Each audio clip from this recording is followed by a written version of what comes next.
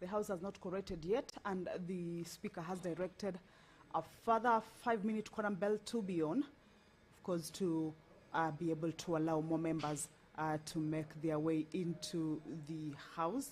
However, we have a considerable number of members already in the chamber, and we believe the quorum shall be attained in a few. Allow me to hand you over. I'll start business, clerk. Order, senators, order. Order number 1, administration of oath. Order number 2, communication from the chair. Next order. Order number 3, messages. Next order. Order number 4, petitions. Next order. Order number 5, papers. Next order. Order number 6, notices of motion. Next order. Order number 7, questions and statements.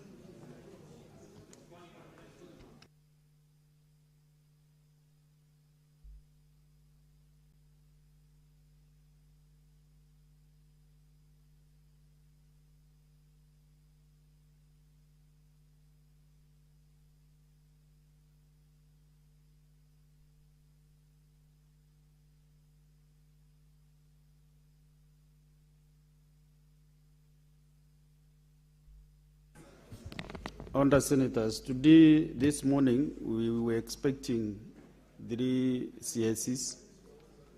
The CS for mining and brew economy. All letter that is not available today due to other engagements. The CS for roads also was to appear to answer 3 questions, but also they have some engagements within the ministry. So he is also not appearing this morning. The third one is the CS for environment, climate change and forestry. I understand the CS is allowed. So I think Clerk Sergeant Adams, you can usher in the CS. Then we proceed with the question that has been asked by Senator Aminda Kibwana.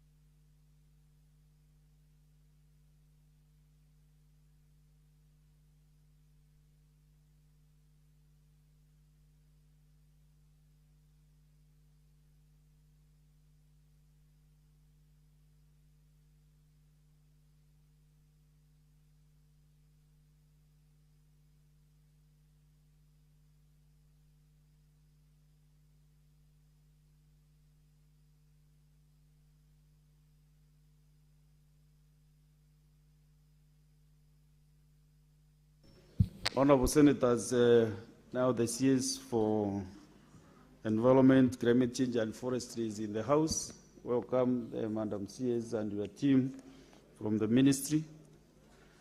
Welcome to the Senate. And this is not your first time to appear before the Senate.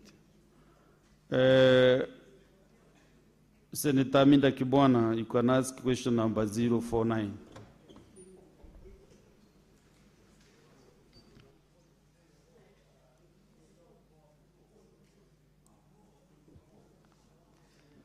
Thank you, Mr. Speaker.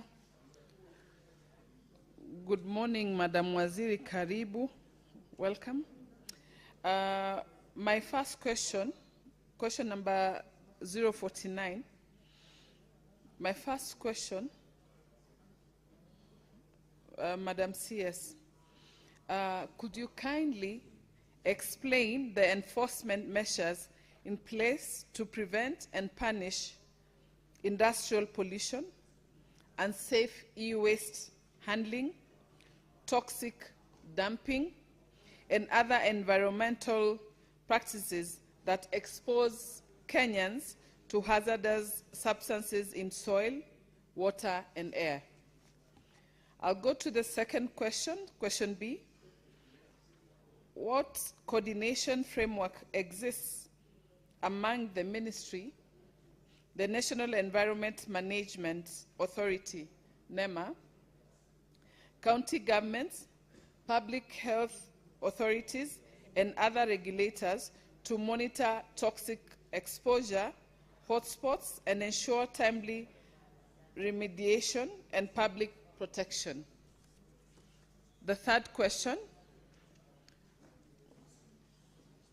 could the CS state whether the ministry has undertaken a national or sector-based assessment of environmental health risks from lead, heavy metals, hazardous waste, open burning, and industrial contamination, and what were the findings?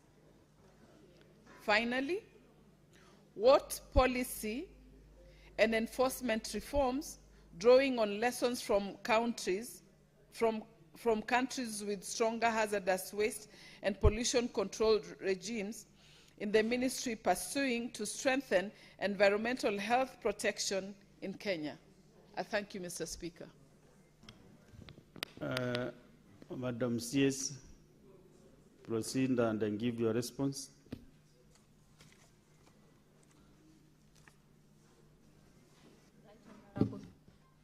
Right Honorable Speaker, Honorable Senators, I rise to respond to parliamentary question number 049, raised by nominated Senator Honorable Hamida Kibwana, MP, on the prevention of industrial pollution, unsafe e-waste handling, toxic dumping, and other environmental practices that expose Kenyans to hazardous substances in soil, water, and air.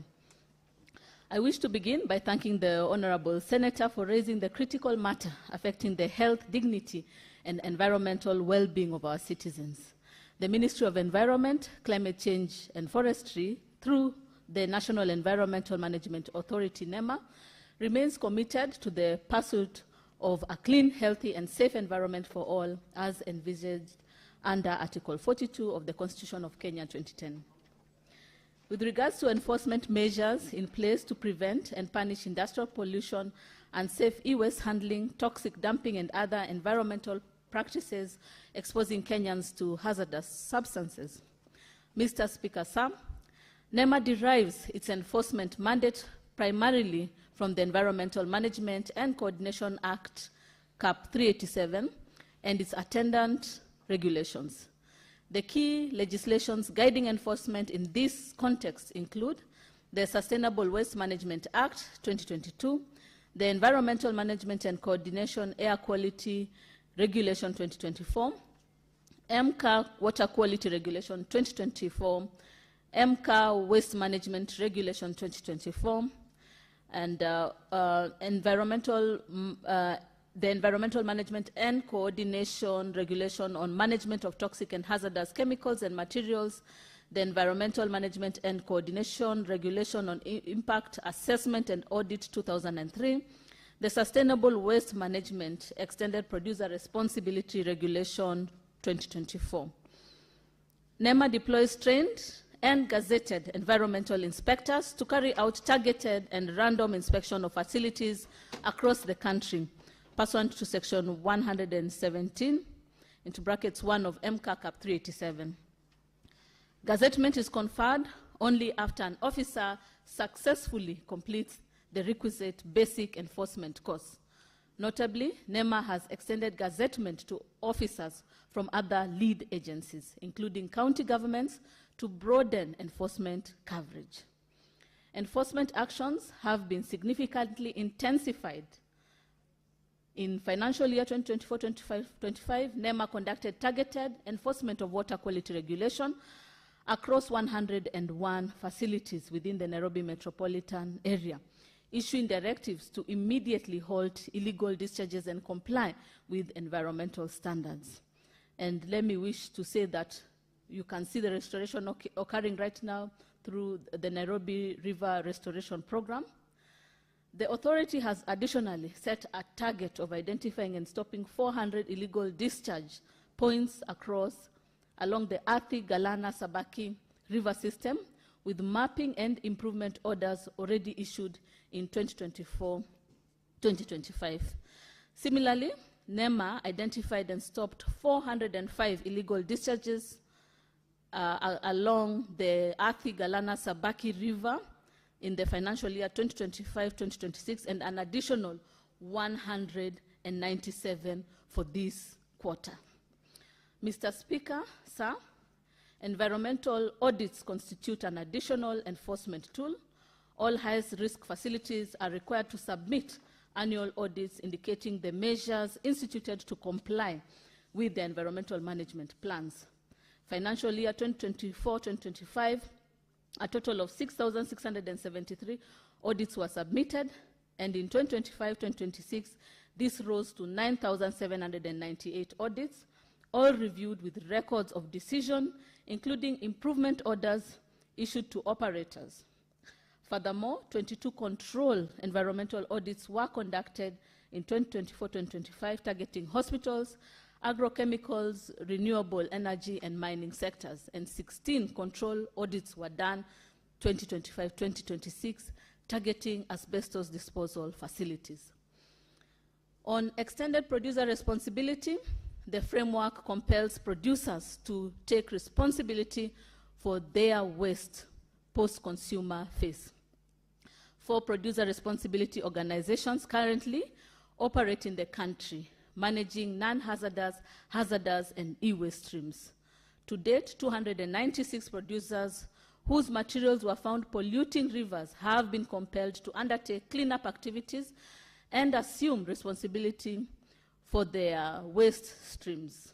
Environmental restoration orders were issued as follows. The EPR along Nairobi River catchment, Nairobi, Ngong, and Mathare rivers. The action taken was environmental restoration orders, which were issued to 29 companies to clean sections of those rivers. That was, the cleanup date was on 24th March 2024. EPR along Ngong River, that was done on 31st January 2024, where the ERO, that is environmental restoration orders, were issued to 86 companies. And then for EPR along Kandisi River on 9th August, where EROs were issued to 77 companies, and a cleanup conducted on 2nd to 6th October 2024. And EPR along Kirichwa River on 22nd November 2024, where ERO was issued to 104 companies.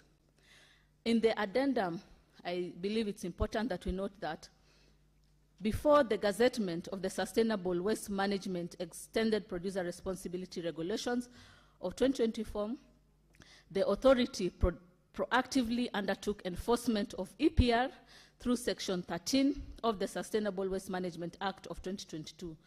During that period, NEMA compelled producers to undertake cleanup as highlighted in the tabulation.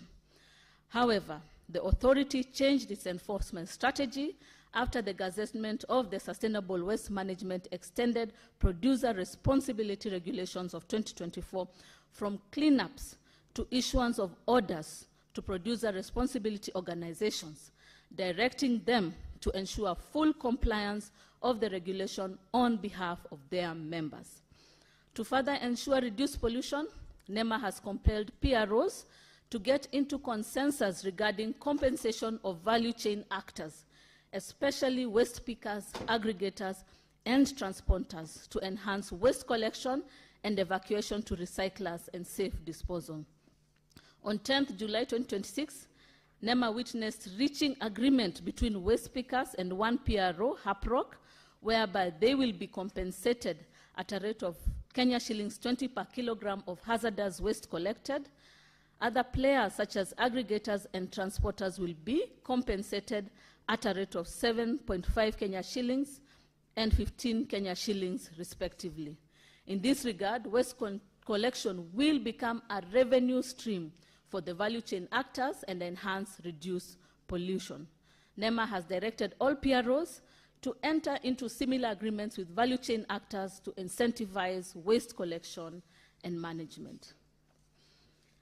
Additionally, NEMA partnered with the Kenya National Cleaner Production Center in financial year 2023-2024 to inspect and analyze wastewaters from 260 facilities within the Nairobi River Basin, leading to identification and mitigation of key industrial pollution sources.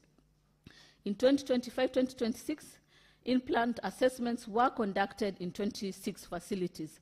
5 industries halted pollution by installing new effluent treatment plants, and 10 non-functional ETPs were revived.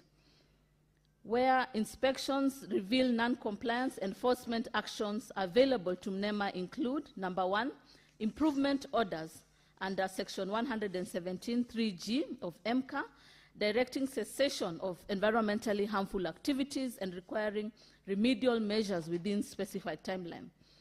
Number 2, restoration orders under Section 108(1) of MCA, requiring restoration of the environment to its pre-pollution state. And number 3, closure orders under Section 117(3)(f) of MCA, directing immediate closure of non-compliant manufacturing or industrial establishment. Resumption of operation is permissible only with written approval from the Director General. 2 facilities this year, 2025-2026, were issued closure orders following inspections. And finally, arrest and prosecution before a court of law under Section 117(3)(h) of MCA as a last resort. In financial year 2024-2025, 5 individuals were arrested and prosecuted for environmental offenses related to the illegal discharge of effluents.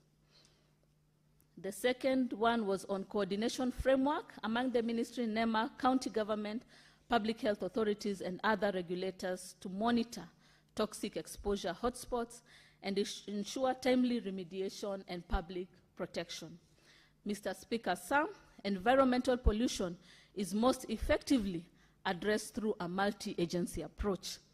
The ministry, through NEMA, has spearheaded collaboration among relevant agencies and county governments through the following mechanisms. The environmental and social impact assessment process, Section 58 of MCA, requires that ESIA process take precedence over any other regulatory process and be completed before any project commences. As part of this process, copies of ESIA reports are shared with relevant lead agencies for technical input before a record of decision is made. This multi-agency collaboration enables early identification of negative impacts on public health and the environment, with appropriate remedial conditions embedded in ESIA licenses, which cover the entire project life cycle, from pre-construction to decommissioning. The ESIA process, therefore, serves as an early warning system that safeguards public health while fostering interagency collaboration. Secondly, joint enforcement action. NEMA conducts joint enforcement operations with relevant ministries, lead agencies, and county governments targeting sector-specific high-risk facilities.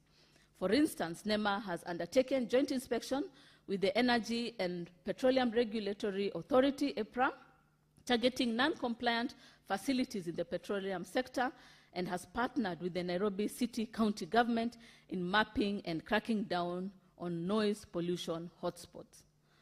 Capacity building through the basic enforcement course.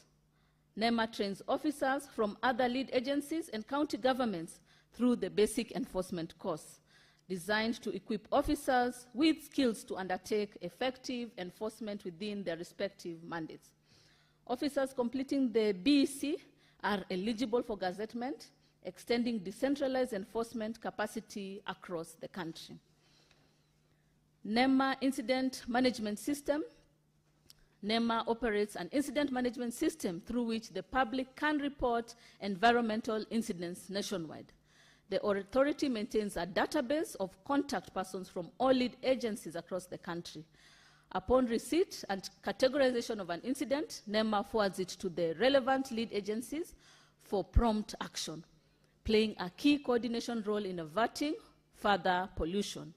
In financial year 2025-2026, 12 incidences involving releases, spills, leaks, fires, or explosions with toxic or hazardous chemicals, including ammonia, chloryl, volatile organic compounds, pesticides, and industrial solvents, were responded to. These incidents remain under active monitoring, pending full restoration of affected areas. National or sector-based assessment of environmental health risk from lead, heavy metals, hazardous waste, open burning, and industrial contamination, and the findings. Mr. Speaker, sir, the Ministry through NEMA undertook a comprehensive nationally coordinated assessment of environmental health risk under the Africa Environmental Health and Pollution Management Program implemented between 2020 and 2025, with support from the World Bank and the Global Environmental Facility. The program specifically targeted pollution risks associated with e-waste, hazardous chemicals, and unintentional persistent organic pollutants, which are closely linked to heavy metals, open burning, and industrial contamination pathways. Key outputs of the program: a national e-waste inventory covering all 47 counties, and a countrywide solid waste situation analysis, including identification and mapping of pollution hotspots. The second output, a national database on toxic substances and e-waste generation, providing empirical evidence on the scale and distribution of hazardous materials nationwide. Thirdly, UPOPs, hotspot mapping, identifying areas with elevated risks of toxic emissions associated with open burning of waste, informal recycling, and poorly controlled disposal sites. And fourth, development and deployment of monitoring, screening, and evaluation tools for environmental inspectors, with over 100 inspectors trained to detect and track releases of hazardous pollutants. The key findings from these assessments are as follows. Open burning of mixed waste and e-waste is a significant source of toxic emissions, including UPOPs and heavy metals, posing significant serious risk to air quality and public health, particularly in urban centers where waste segregation is limited and the informal sector dominates the recycling value chain. Secondly, informal e-waste management practices, including manual dismantling and crude material recovery techniques, expose workers and nearby communities to hazardous substances such as lead, mercury, and other heavy materials, with risk especially pronounced in unregulated environments lacking protective measures and pollution control technologies. Thirdly, stakeholder mapping and value chain analysis identified systemic gaps in hazardous waste management, including weak collection systems, limited formal recycling infrastructure, and inadequate awareness among key actors, contributing directly to environmental contamination and human exposure. And fourthly, the assessment highlighted limitations in analytical infrastructure, particularly laboratory capacity for comprehensive analysis of air and soil contamination, underscoring the need for continued investment in environmental monitoring system. These findings have since informed key policies and regulatory actions, including the gazettement of the Waste Management Regulation 2024, the Extended Producer Responsibility Regulation 2024, and the Framework for Management of Toxic and Hazardous Substances. Policy and enforcement reforms, drawing on lessons from countries with stronger hazardous waste and pollution control regimes, being pursued to strengthen environmental health protection in Kenya. Mr. Speaker, sir, the government through the ministry and NEMA is implementing a suite of policy and enforcement reforms informed by international best practices from jurisdictions with advanced hazardous waste and pollution control system and multilateral environmental agreements, including the Basel, Stockholm, and Minamata conventions. In terms of strengthened legal framework, the ministry has strengthened the legal framework through operationalization of the Sustainable Waste Management Act and the gazettement of the 2024 Waste Management and Extended Producer Responsibility Regulations. These reforms adopt the polluter pays principle and a life cycle management approach requiring producers to take full responsibility for hazardous and post-consumer waste consistent with best practices in the European Union. Additionally, regulations on the management of toxic and hazardous chemicals and materials have been developed and are being implemented, including stricter controls on generation, transport, storage, and disposal. In risk-based and intelligence-led enforcement, the government is transitioning from reactive compliance to a risk-based intelligence-led enforcement model, including targeted inspections in pollution hotspots, strengthened environmental audits, and the deployment of monitoring and screening tools to track releases of heavy metals, UPOPs, and other hazardous pollutants. On enhanced interagency coordination, the ministry is enhancing interagency coordination frameworks, bringing together NEMA, county governments, public health authorities, and sector regulators to enable joint inspections, data sharing, and coordinated response to environmental health risks in line with integrated regulatory approaches applied internationally. Formalization of informal e-waste sectors. Recognizing the role of informal sector in hazardous waste exposure, particularly the e-waste management, the government is promoting formalization and integration of informal operators into compliance systems, including support for material recovery facilities, licensed recyclers, and safer technologies, drawing lessons from countries that have successfully transitioned informal waste systems into regulated circular economy models. In institutional capacity and compliance assurance, the ministry is investing in training of environmental inspectors, strengthening laboratory and monitoring infrastructure, and digitizing compliance processes to enhance transparency, traceability, and enforcement efficiency. Enforcement measures have also been strengthened through enhanced penalties, closure orders, restoration directives, and mandatory remediation requirements for polluters along the application of EPR obligations to ensure industry accountability.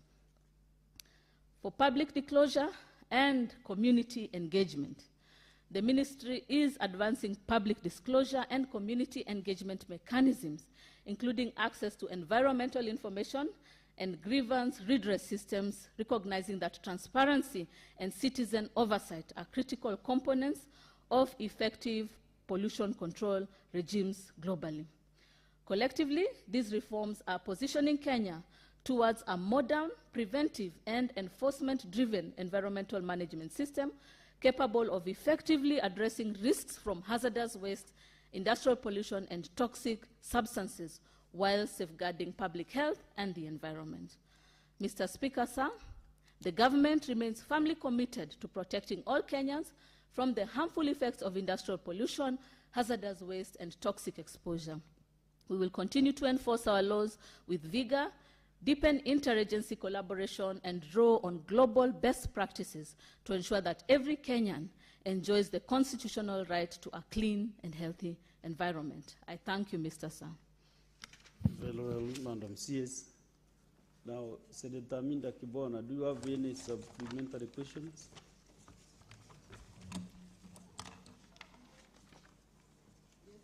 You have a privilege to ask 2 supplementary questions. 2. Yes, Mr. Speaker. I thank Madam CS for her response. Though I feel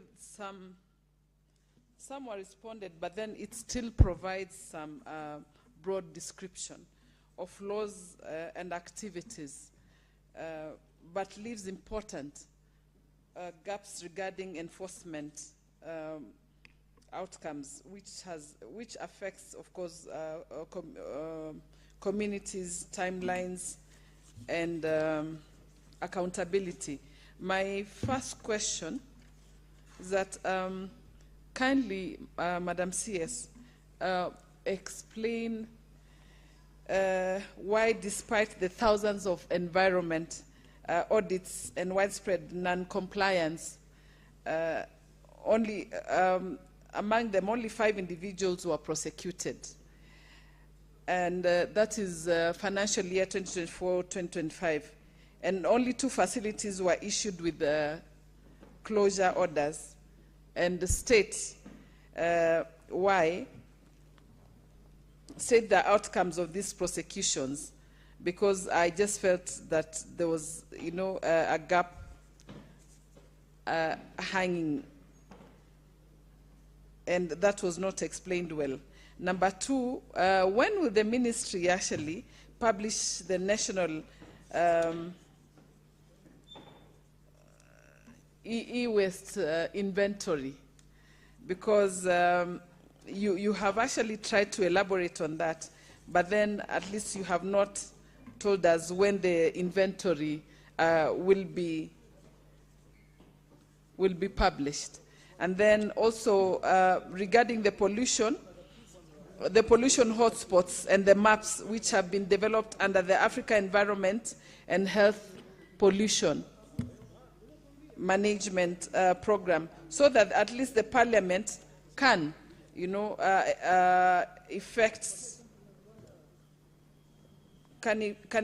affect the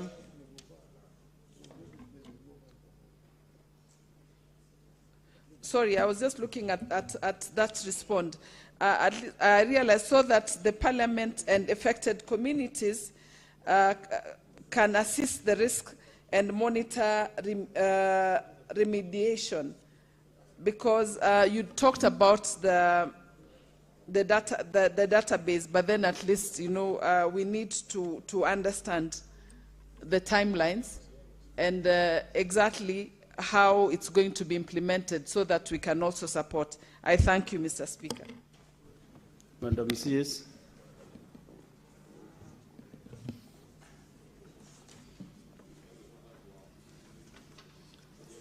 Thank you. Yes, so with regards to the prosecution, what we had talked about is it is a process. First of all, we start with the improvement orders, directing the cessation of environmentally harmful activities and requiring remedial measures within specified timelines. We give timelines to the companies or the polluters. And additionally, we have also the closure orders, or those who are undergoing restoration, who need to undergo restoration to ensure that it's at a pre-pollution state. We give them the order and give them timelines to address that. And then after that, if that doesn't occur, then the closure orders, which directs immediate closure of the non-compliant manufacturers or industrial establishment. And the resumption is only permissible through written approval by the Director General. And if that doesn't occur, then arrest and prosecution is the final line. As you well are aware, industrialization is ongoing, but we have to ensure that we are protecting our environment. So those are the key steps that we follow up to support the various industries so that there is no pollution that takes place. So that is the question on why, despite audits, only 5 prosecutors and 2 facilities have been closed. With regards to outcome, we continue monitoring. We conduct, as you have seen, the water quality monitoring, air quality monitoring, and other forms of assessment and enforcement by the individuals.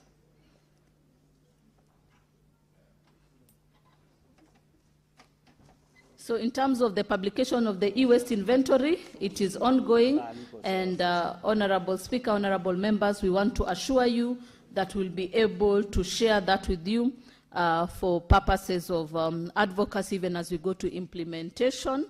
As you are aware, the key thing, the game changer for us was the extended producer responsibility, which has been the Sustainable Waste Management EPR regulation, which now proactively looks into enforcement. Previously, it was about cleanups, but after we had passed the EPR, there is issuance of orders to producer responsibility organizations to ensure full compliance of the regulation on behalf of their members who are the polluters.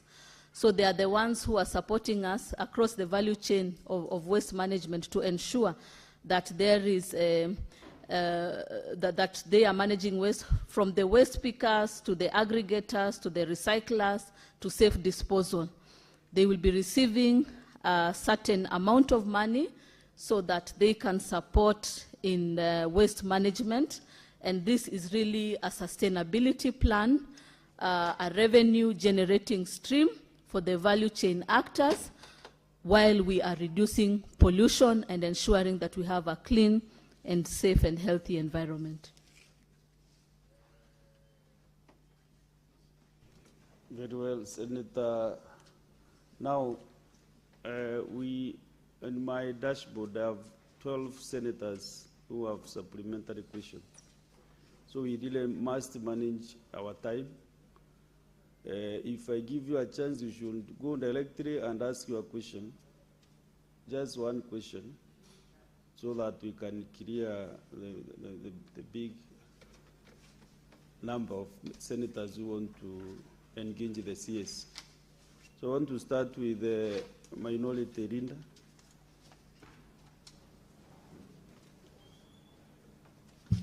Asante Mstahiki Speaker. Mstahiki Speaker, nataka kumuuliza Bi Waziri wa Mazingira, Tabia Nchi na Misitu amechukua hatua gani ili kuweza kutetea na ni hatua gani vile vile anaweza kuadhibu hizi kampuni ambazo zinamwaga maji ya sumu au uchafu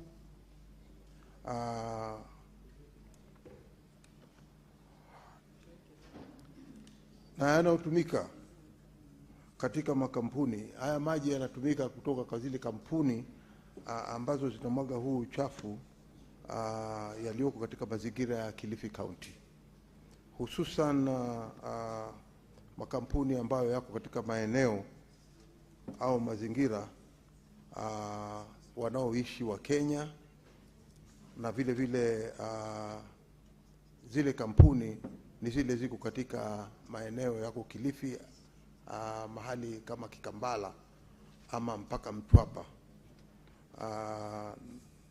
Na pia ni hatua gani anaochukua kuweza kuona kwamba maji kama haya yanaweza kuleta ugonjwa katika mazingira, na pia vile vile kuweza kuathiri udongo au mchanga ambao unatumika na maji ambao yako na maji haya yako na hewa ile yake ambayo ni chafu inatoka katika hayo maeneo. Kwa hiyo ni hatua gani katika wizara yake inaweza inafanya ama imechukua kuona kwamba makampuni kama haya yanazuia uchafu kama huu kutoathiri ardhi na binadamu pia vile vile? Asante Mstahiki Speaker. Madam CS, I will request you just record down the questions so that you take at least 5, you can respond to them, and then we proceed in that manner. Senator Okenyuri.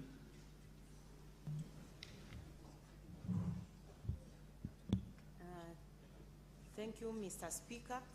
I also wish to direct this to the Cabinet Secretary what happened to the 2017 ban on the polythene bags for single use? Because in some regions, like rural areas, those polythene bags for single use are re-emerging, and it's actually a very serious matter because guys are looking for cheap packaging material. And finally, Mr. Speaker, I want to know what happened to the order for compensation of Uhuru, the compensation of Uhuru settlement guys who are actually affected, and the court order that they be compensated. I wish to know what NEMA has to say concerning that specific court order. Thank you. Senator Okenyuri, you know you are my younger sister, so I didn't want to harass you. But kindly stick to one question. Deputy Minority Leader. Thank you, Mr. Speaker. Mr. Speaker, I am also your young brother, and I hope you're not going to harass me. Mr. Speaker,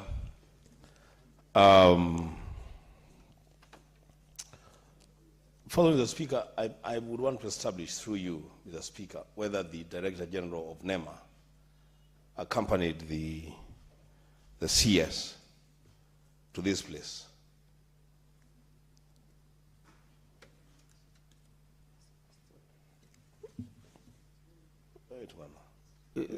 Are you done with your question? No, I just want to know, Mr. Speaker. There is a serious issue here. Very, very serious issue. So prosecute your question because the invite was. Okay, that's fine, Mr. Speaker.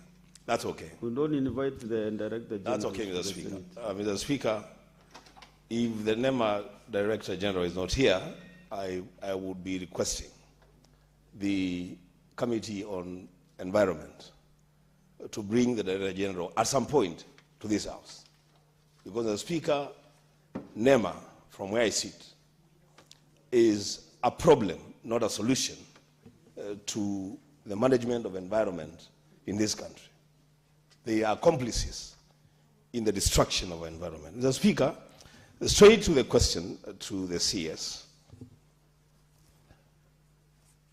And I'm happy that the questions are direct, but the responses are all over the page, Mr. Speaker. I have an issue with the Speaker. I asked you to be patient with me, just the way you are patient with your young sister. Mr. Speaker, there is a response on an environmental restoration orders to companies that have been found to be polluting our rivers. And if you look at the response of the Speaker on page 5, you realize that the responses give a date, just one day, for restoration of rivers that have been destroyed over the years. The Speaker, is the CS serious? Does she want to own these responses, or she wants to draw them back to NEMA? Then we can deal with NEMA when they come here. Because you cannot restore a river for a day, a river that has been destroyed over the years, Mr. Speaker. I thank you.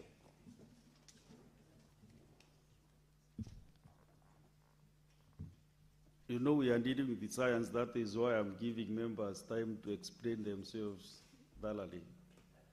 This is a technical matter that we handle. And mark you, the person chairing is an expert in what you are addressing. So I understand your concerns very well. I'm a lead expert and I know what is happening around. Next is, you know, today my spirit is asking me to recognize the leadership of the House.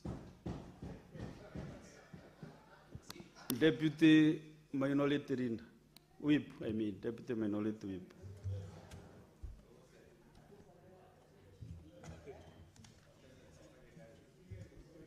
Mr. Speaker, yesterday I had occasion to pass by Lavington Girls, and the most surprising thing, Honorable Speaker, is that Lavington Girls, as the name suggests, is actually in Lavington, and they are still cooking using firewood, Honorable Speaker. and it is causing a very big problem to residents who live behind the school on Ndoto Road there.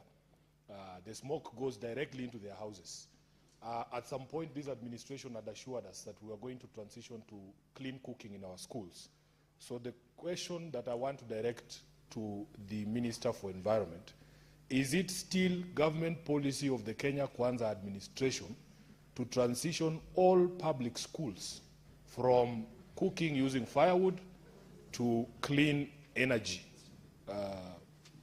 cooking in our schools? Thank you, Honorable Speaker. Maybe the last one, then she can answer those. Then I'll pick more. Senator Joe Newt. Thank you, Mr. Speaker, and allow me to first seek your intervention. I had a question for the Minister for Roads and Transport, Mr. Speaker.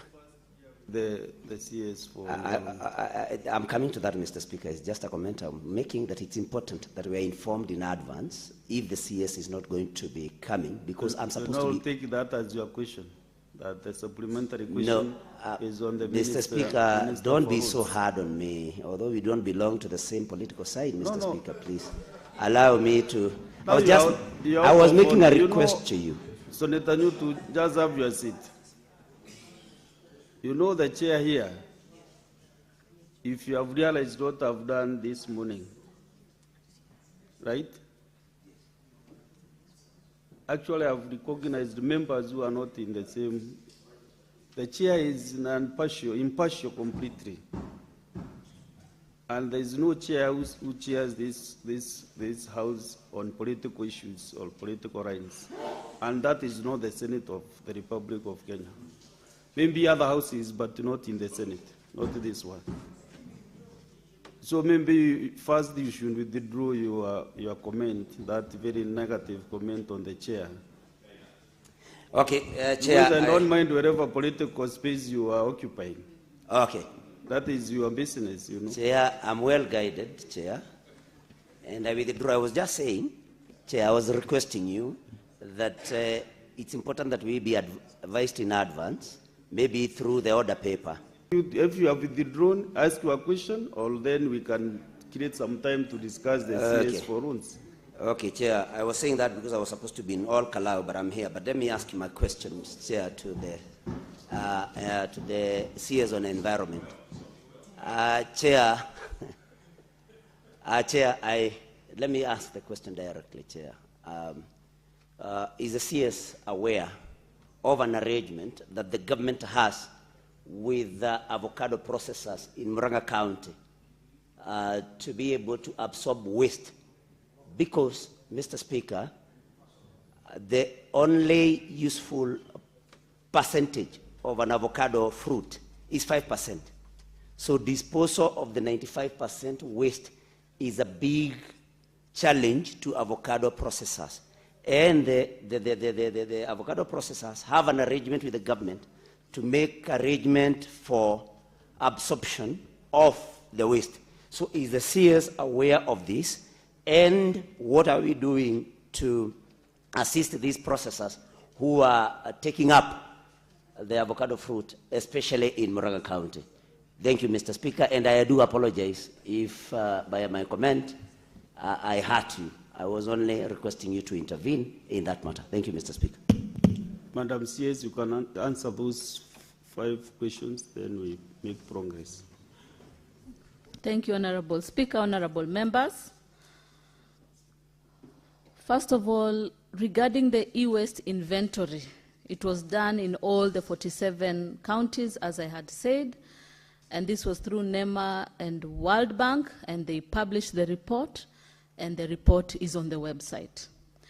And as I had said clearly, following the reports that we received, they were able to guide us in coming up with the Environmental Management Coordination Acts, amending them, and ensuring that we have incorporated the concerns that we had highlighted.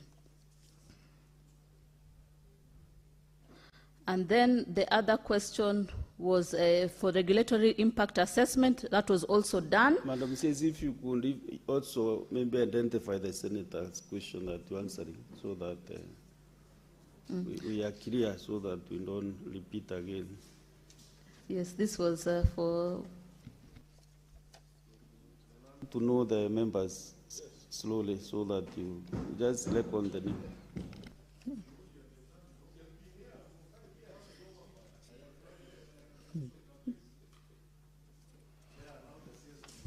Proceed, Madam CS. Are you listening to the members? Just listen to the chair. On the senators. So the e-waste collection centers are in Kisumu, also in Mombasa, and additional 2 counties. Both have been established and are running. So we continue with the support in e-waste collection. And the question on non-compliance is for the people who have been prosecuted, ODPP are the ones, we channel that to ODPP. There was a question with regards to water pollution and air pollution within the coastal region. Sorry, I was scribbling very fast. Recently, the ministry had launched the COSEM for continuous monitoring, water quality monitoring, air quality monitoring across the country, whereby we have also instructed the companies, the manufacturing industries to ensure that the machinery is there and we are assessing the quality so that if it is above a certain threshold and that Kenyans are really being exposed to this kind of waste, then the ministry and NEMA is able to take action. So the process is ongoing. We had the acts, the regulations are there. Now we have moved to implementation. And I can really tell you that the work is ongoing and monitoring and evaluation is taking place. It was just 1 month ago when I was in NEMA. I was able to see the dashboard. We were able to identify the notorious companies, and we are able to address the issues exhaustively. So the support is really for all the manufacturing companies, the industries, to be able to install, and then for NEMA, we are able to do that on our part, but also we are encouraging the industries and manufacturing companies to install. That way we can be able to exhaustively monitor whenever there are increased emissions within our environment. So I can assure you that is ongoing, air quality as well as water quality monitoring. Even recently, I think it was 3 months ago, where we were able to close one of the facilities where we had untreated effluent discharge into our Athi River, and were able to close very quickly. And the measures that took place are also water quality monitoring to be able to assess and see what kind of effluent is being discharged. Is it treated or untreated? So I can assure you that work is ongoing in terms of monitoring emissions into our environment. The regulations on e-waste. The regulations on e-waste have been developed. They are still pending at AG's office. We continue to push to ensure that we can have them exhaustive and implemented holistically. In terms of industries, all industries are required to have pre-treatment of waste, as I had said, and we are monitoring the effluent, as I had said. The Owino Uhuru budget plan for this financial year is 200 million. It has been included in the budget. We hope we can get the money so that we can address that concern. Then on clean cooking, a lot has been done on clean cooking. First of all, we developed our nationally determined contribution. The second one, actually, we were second in Africa in bringing that to the global team. We have developed our national climate change action plan, and one of the areas we are looking at is the green transition and clean cooking. So we work with the Ministry of Energy to support them in developing the climate action plan that is transitioning to clean cooking. we've been able to reach out to multiple partners who support us in financing, including GCF, GEF, IUCN, among others. GCF was able to support us, and the resources will be used to transition most of our schools into clean cooking. But far beyond that, we have our carbon markets. We have our designated national authority when it comes to the carbon space. A lot of these projects are in clean cooking, and we are also encouraging the project developers in matters clean cooking, even as we look to the hard-to-abate projects as a country. So many of them have registered, so we can really confidently say that Kenya is moving into clean cooking. Additionally, IUCN has had technologies in Kajiado, demonstration centers, to support even homesteads in matters of clean cooking, institutions, and technology. But what I request, because this is a huge topic and it needs for us to work together with the Ministry of Environment, we request for more time to give you a comprehensive, consolidated report how Kenya is really transitioning into clean cooking.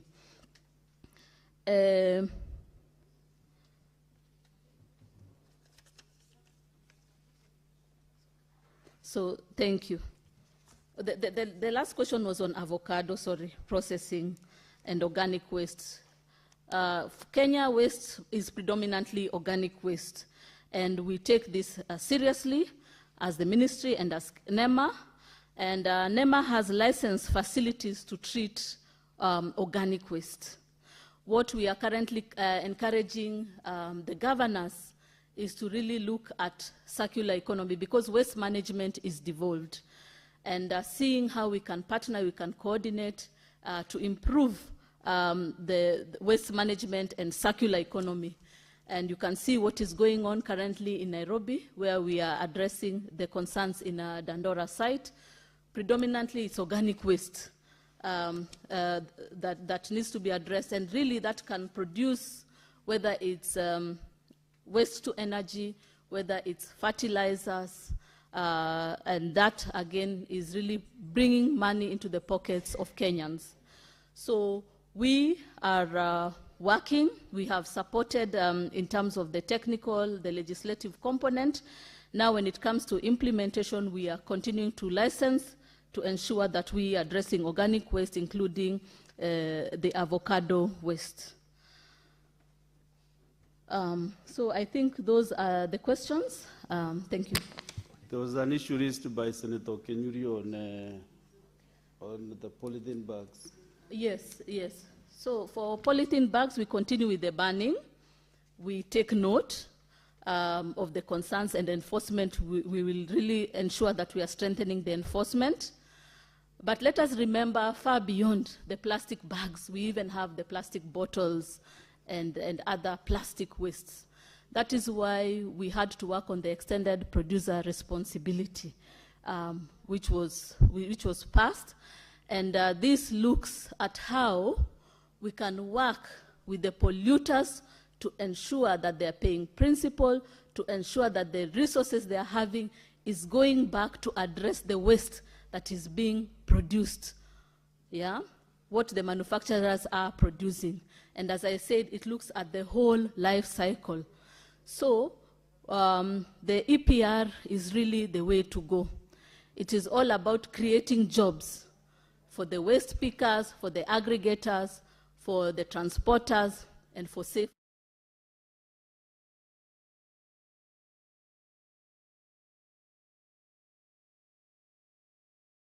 Chain will be able to get resources. And this is because the polluters will pay principal, and the resources are going to be used in waste management. So we are creating jobs, we are recycling, and this is coming all up into the circular economy space.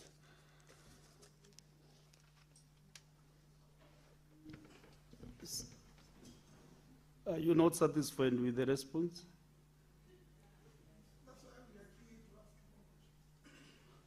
Yeah, just do a clarification very fast. Then we give other Actually, members an Speaker, opportunity. I wanted your help because you know you are an elder. Perhaps you can translate to me what the CS has said in regards to the transition in schools from firewood cooking to clean energy. Because an answer like the one she has given has left me more confused as to where we are with that program. What I expected, Honorable Speaker, is to be told we have X number of public schools that use firewood to cook. We have received a certain amount of money. This is a total budget. We have done 10% of the schools. The program will run for 6 months. We expect to be completed before the elections. I mean, that is an answer. But whatever rumblings that have come from the Speaker, from the CS, have left me more confused. Okay. I don't know what the answer was. Okay, so, Madam CS, that issue on the cooking stoves, I heard you say comment about the policy that you want to implement, and you requested for more time to submit that to this House, isn't it? Yes. But can you maybe comment directly on Lavington girls, because that is the issue. Yes, Your Excellency, as I had said earlier, we request more time. Why? Because first of all, the implementer is the Ministry of Energy. For us, we give the policy. It's green transition. Number two, we need real-time data where we are currently. We need to map out, we need to talk to the officers so that we're able to map out and give the tangible data where we are in terms of transitioning. That is why I have requested, and you know it's also working with the Ministry of Education in the schools, working with the Ministry of Energy, and then ourselves. So if you can give us ample time, 2 weeks is adequate, we'll give you a substantive answer. Senator Sifuna, I think now you are comfortable with that response. Yes. Okay. Senator Catherine Muma. Thank you, Honorable Speaker, for the opportunity to ask a question. Honorable Speaker, I listened very carefully when the CS responded to the question by Senator Hamida. And Honorable Speaker, as an expert, you say you're an expert in this. I think you are an expert in this. I think what the CS did was just to repeat what the laws and regulations say.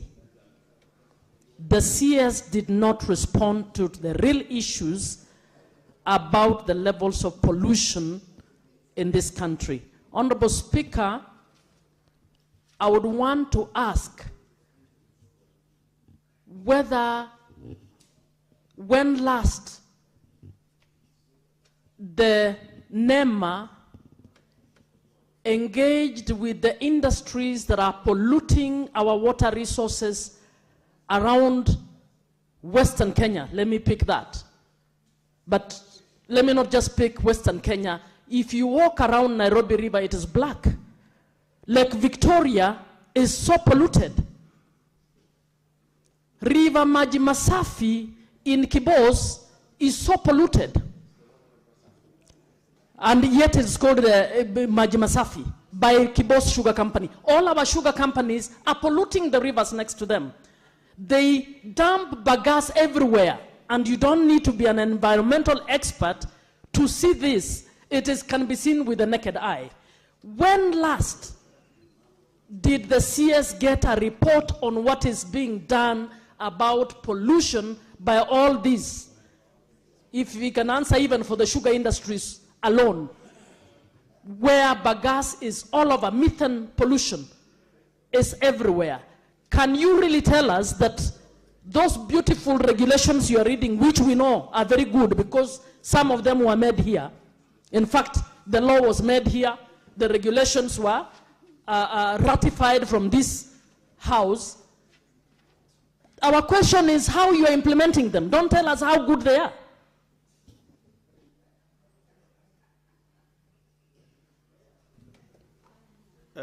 Senator Mugatana. So, Speaker, I want to thank the Minister for the very elaborate answer that he has given this morning. Mr. Speaker, my question is on enforcement. The Minister has told us in financial year 2024-2025, 5 people were arrested and prosecuted for violations in regard to illegal release into effluent into our rivers. She has also said that 2 facilities were issued with closure orders. Mr. Speaker, this is what Kenyans want to hear. What action are you taking as a minister? Mr. Speaker, the people of Tana River today are suffering because there is gypsum mining. And Mr. Speaker, when the gypsum is mined in open pit, it is left like that. There is serious environmental degradation. When did she last send inspectors to go and arrest and prosecute the violators of environmental degradation? Mr. Speaker, Kenyans know police officers, because if you mess, they will pick you up. Kenyans know the Pharmacy and Poisons Board. If you mess, you're setting up your illegal pharmacy, they will pick you up. But who are these MCA enforcement officers? Who are the Environmental Management Coordination Act enforcement officers? We want them to visit Tana River. Mr. Speaker, those open pits of gypsum in Charidende, in Bilbil, in Bangale, those open, they are killing animals, they are killing people, and nothing is happening. When are you going to send enforcement officers like the Pharmacy and Poisons Board to arrest people and prosecute them? Thank you, Mr. Speaker. Senator Manzo. Mr. Speaker, could the CS explain the status of cleaning up Nairobi River, bearing in mind this is a river which goes to River Athi and all the way to Malindi, and that this is the river we are about to dam, Thwake Dam, which is expected to give water supplies to Kitui County, Makueni County, Machakos County, and Kajiado, and even Konza City. What is the status of cleanness of that river? Senator Eonda Bonikarwale. Thank you, Mr. Speaker. Mr. Speaker, the Ministry of Environment is missing in Kisumu County and Kakamega County.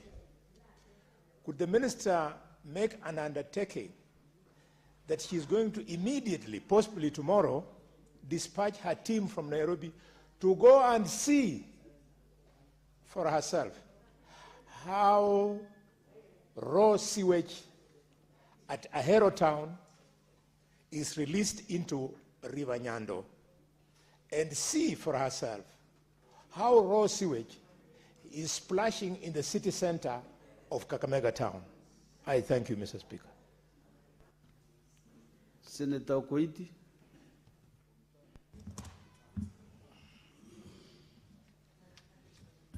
Thank you, Mr. Speaker, sir. And thank you, CS, for your response.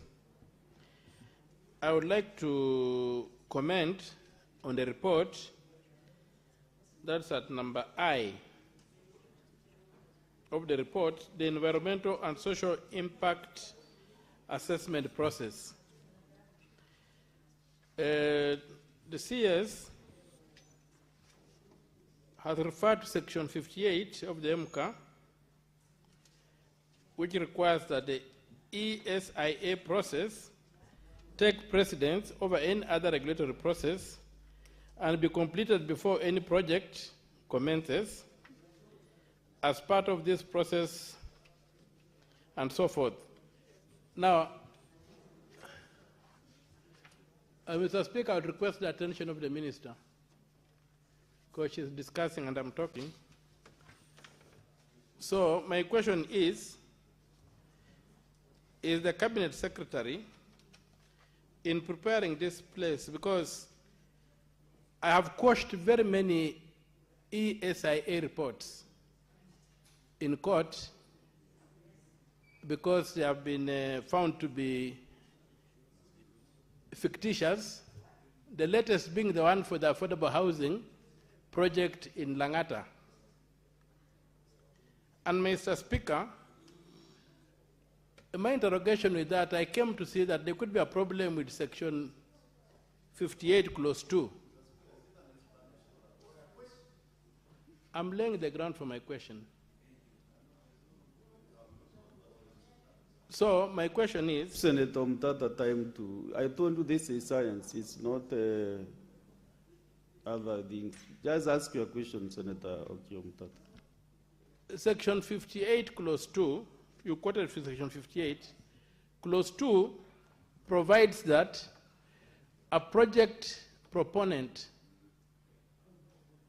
will hire a NEMA-approved consultant, expert to do an environmental assessment and then make a report. That section, by ceding the regulatory authority back to the person being oversighted, does it create a problem in your experience? Because if I'm paying the person doing the oversight, who is going to write the EISA report on a project, does that person remain a regulator or does he become my consultant? And if that's the case, how does the regulatory authority enforce the NEMA requirements through a third party who is hired by the person being oversighted, paid by the person being oversighted, to write a report regulating the person paying that person? I want to understand that because there's a major problem with the NEMA, and as it was observed earlier by Senator Wambua, that the NEMA is a problem. Have you asked your question? So that is enough, because you're asking who should do the report. Yes, I've asked, have you looked at section 58, clause 2? I was just elaborating for the benefit of the House, because I've had the chance to read the section, and maybe the members have not read the section. So I need just for the benefit of the House to bring it out, so that does that section cause a problem in terms of NEMA regulating developers? Thank you, Mr. Speaker.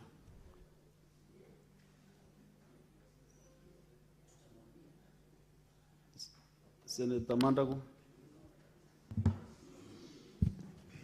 Thank you very much, Honorable Speaker. And members kindly just go straight to the question, because I have still several senators queuing here, and also time is not with us. We have done almost 1.5 hours with the CS.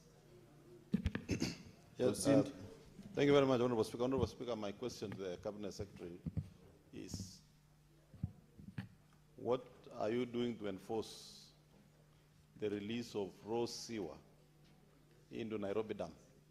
All the estates around Nairobi Dam, when it rains, that is the time to release raw waste into that Nairobi Dam. What are you doing to enforce the stoppage of release of raw sewer to Nairobi Dam? Actually, these questions are almost related, so maybe let's get another one, Senator Mudama.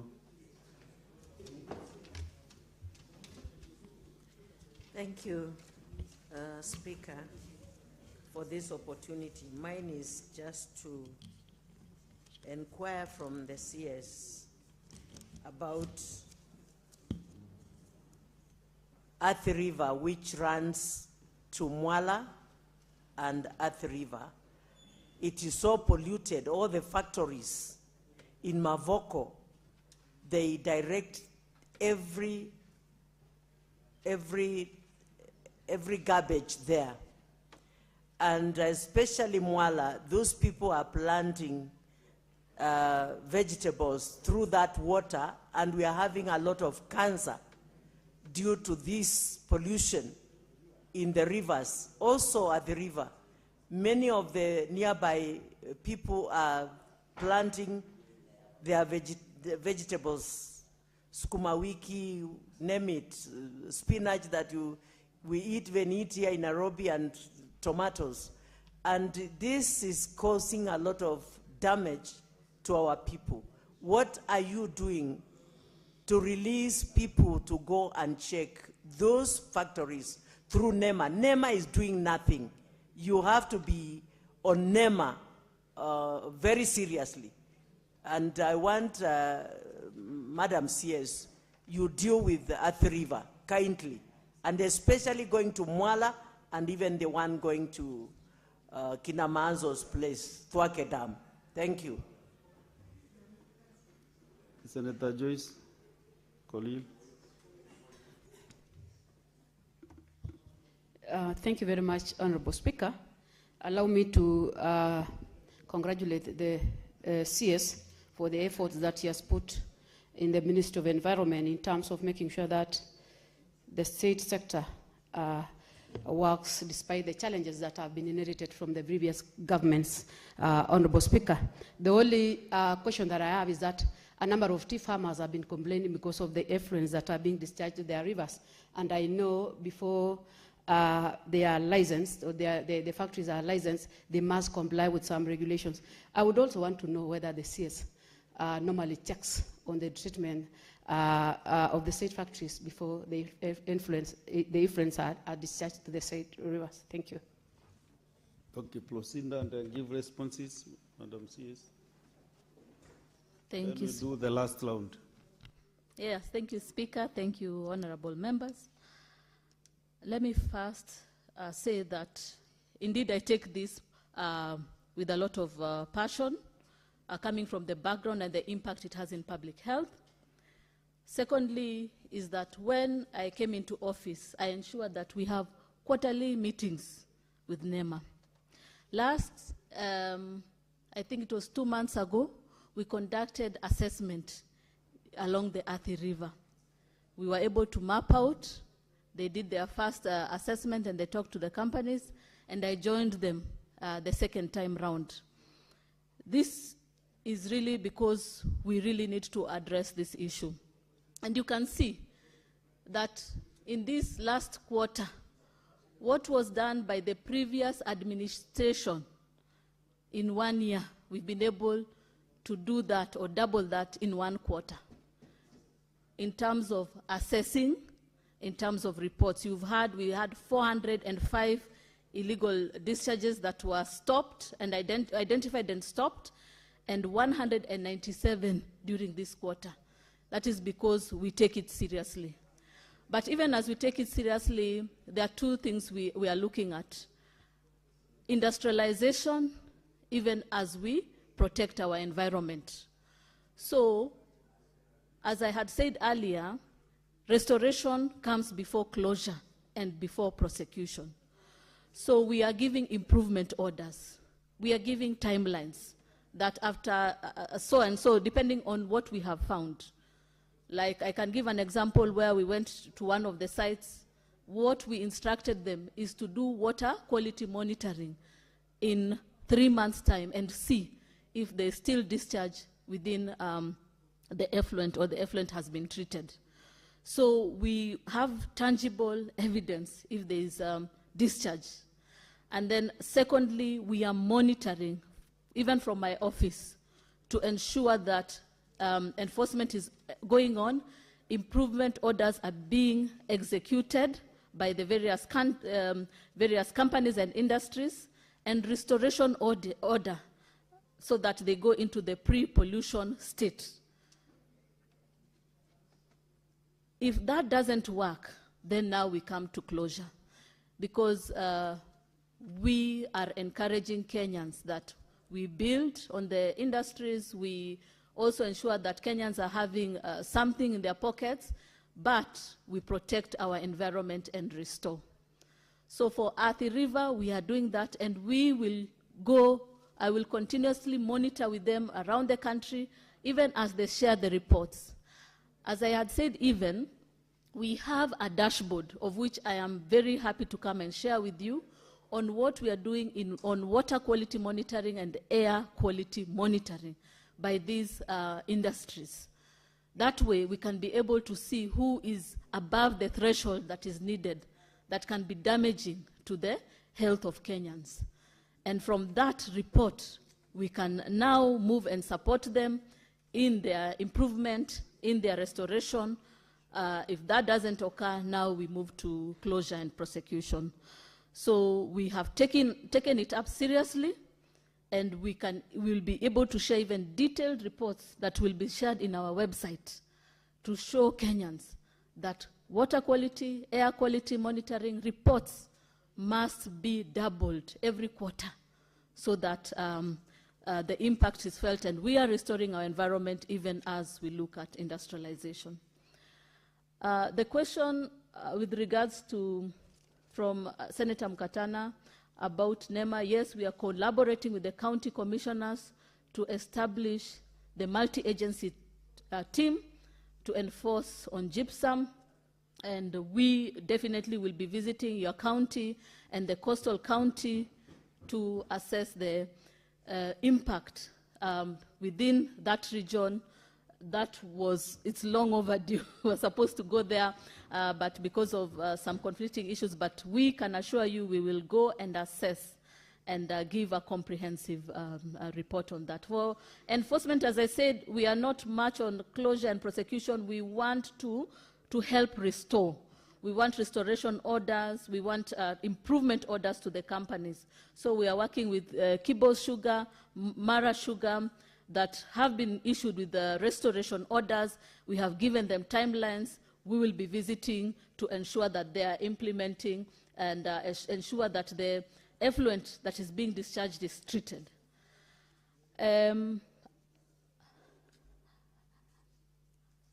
I take note also about the concern raised with regards to the conflict of interest, NEMA as a regulator, and then again issuing the ESIA through consultancy. We have experts in the environment. They are the ones who write the NEMA, the reviews, and make decisions. So the EIA process is open, it's transparent, it's evidence-based, and it's followed up by technical experts. So we believe that they are well capacitated to address and look at them and conduct their EIA in a free and fair manner. The question on Senator Mandago, yes, we take note on the sewer networks. They are being expanded. It cannot be done overnight. You can see the time that Nairobi restoration it has taken. We conducted mapping. We saw who are discharging effluent. We were able to close them, and then now we are now cleaning up the Nairobi River. And you can see how many years and how much it has taken. So we will continue working extensively to ensure that we are restoring, again, see where resources allow how we can restore, and also support us, maybe through the National Infrastructure Fund. We can also look and ensure that restoration is occurring, because as we have this infrastructural development, industrialization, then the environment also has to be protected. So those are things that we are really advocating for, so that the ministry can be able to receive resources to support in those aspects. Yes, for Senator Muthama, yes, expansion of the treatment facilities is occurring in Kinanie and Machakos. Okay, that's the report. So I think those are the questions that have been raised. That one we are there. Because I was there, we started from the area of Mlolongo going down. So I was there, and we will continue assessing. So they give me reports routinely, and where they have challenges with the industries, then we go. Senator Mudhama, you know that is not how we conduct our business in this house. And Madam CS, don't respond to the members without my authority. Thank you, Senator. Otherwise, you'll be out of order yourself, even though you are on the other side. That's fine. Which questions have not been responded to? Senator, you know, she has addressed her deliver. Because your question and the question, Madama, is the same about our river pollution. She has addressed that. The issue is the sugar factories, the effluent being discharged to the rivers by the sugar factories, and the tea factories in Bomet and Kericho. Yours has been answered too. You didn't reason about the experts. She has addressed that matter.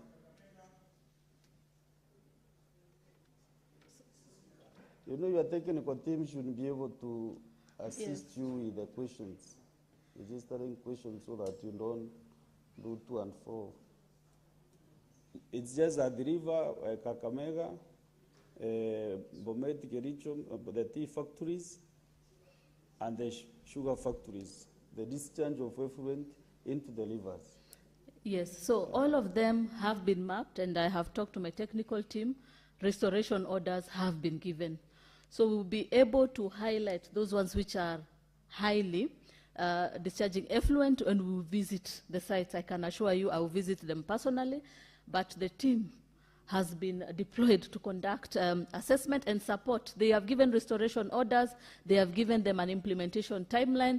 They will go back to review to ensure that they are adhering and the treated effluent is what is being discharged. If there are challenges, then now we will move to closure. So we have mapped out, and we will be able to share that even in our dashboard on what we are doing in terms of monitoring, where we have visited. Yes, thank you.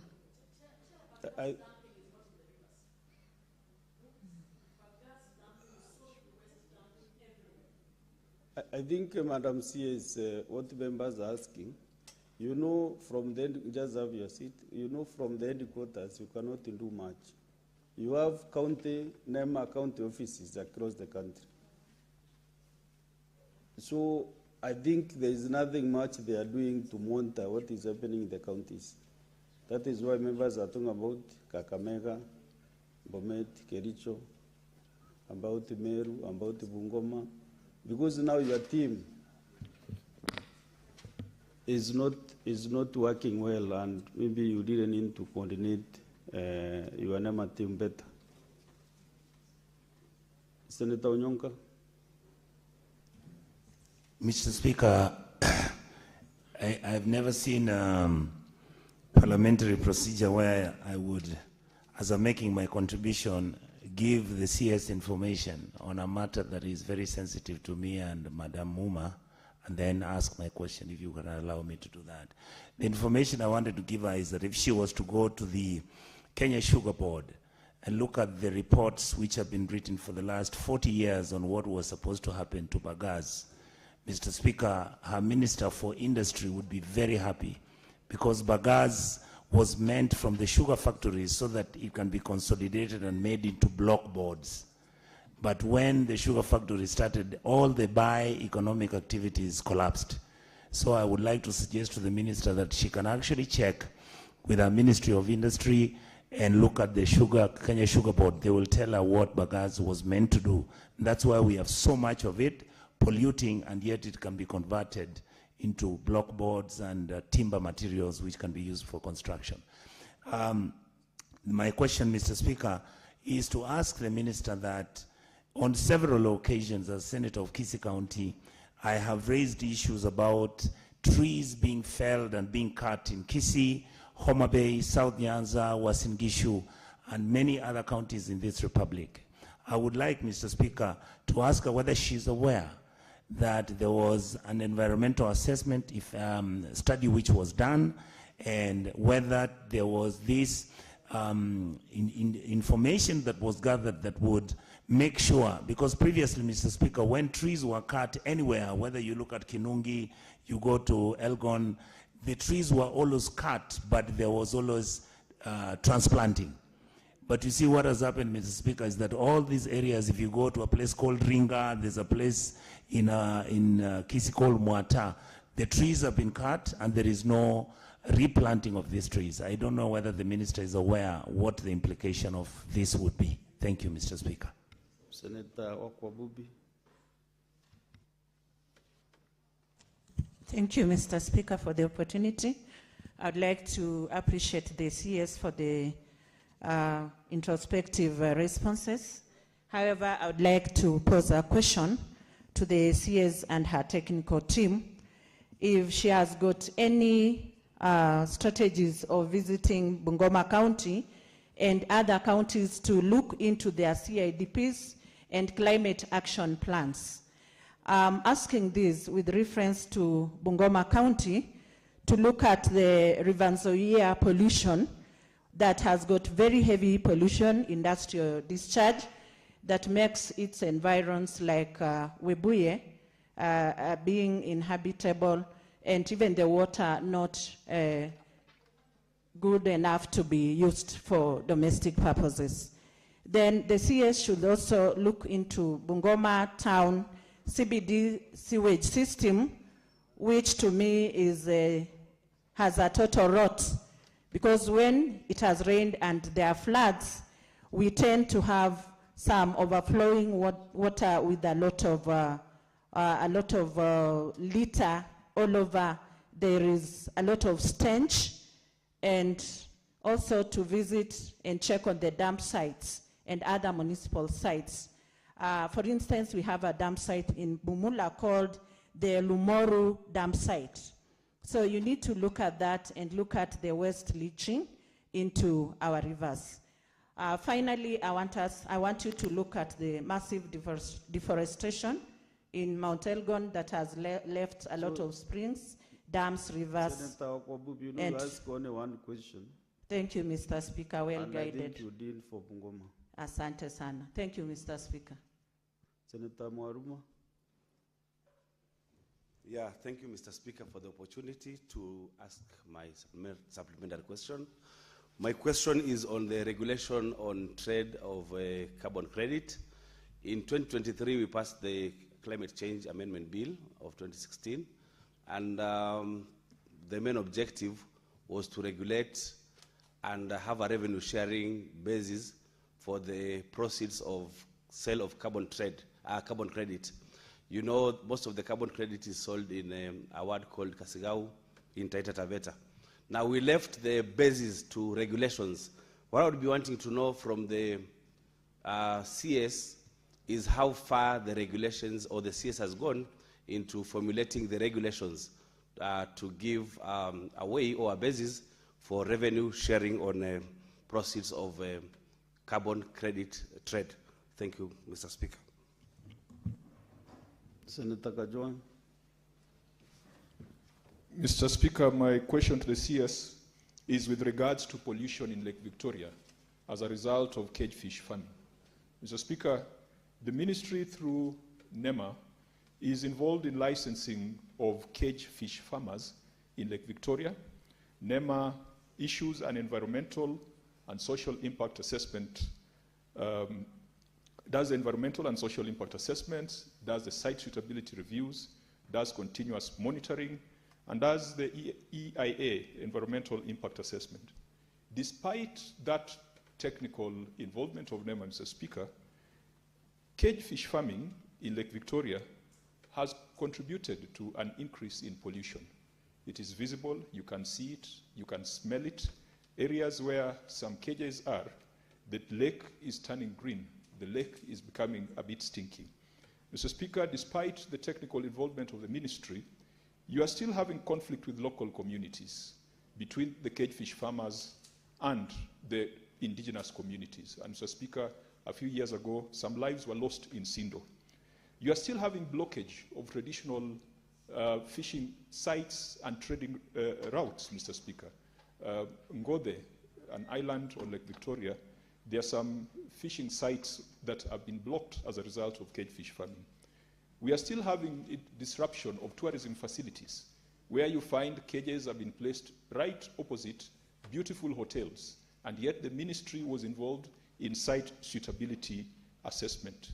Mr. Speaker, you are still having pollution, as I've said.